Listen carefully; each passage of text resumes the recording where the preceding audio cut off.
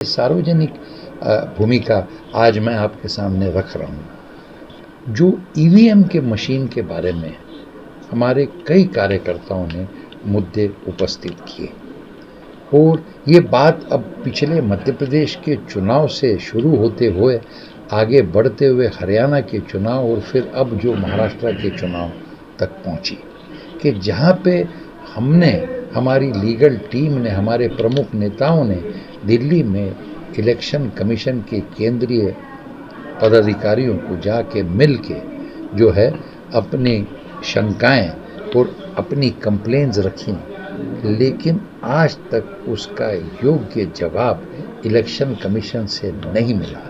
कि जो आज एक जनता में शंका पैदा हो गई कि अगर ये फेयर लेवल प्लेइंग फील्ड नहीं है तो फिर लोकतंत्र कैसे रहा। और इसमें हम बिल्कुल इस प्रक्रिया के ऊपर दोष रखने से हटके हम सिर्फ ये भूमिका रख रहे हैं कि अगर जनता के मन में ईवीएम के बारे में शंका है तो लोकतंत्र की प्रणाली को जो है ट्रांसपेरेंट और फ्री फेयर रखने के हेतु से आज बीजेपी सरकार को बैलेट पेपर से चुनाव कराने में क्या दिक्कत है, सवाल ये है।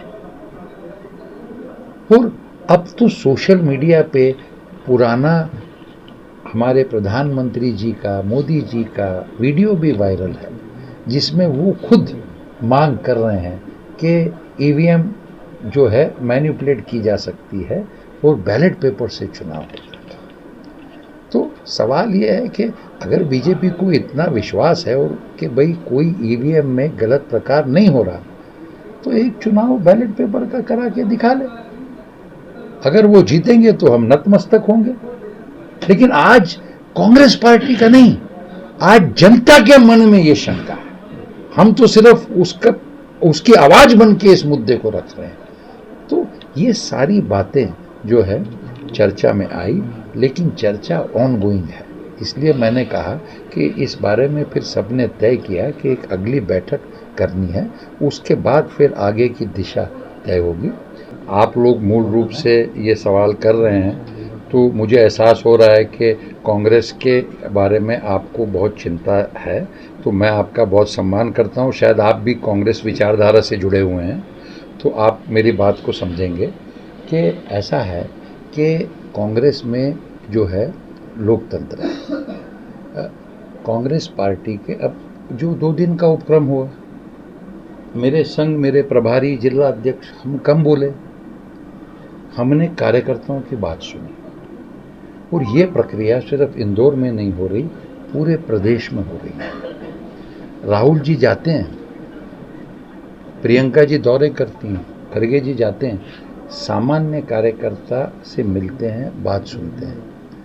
तो निश्चित रूप से जो है हम कार्यकर्ता की भावना और बात सुन के आगे बढ़ते हैं।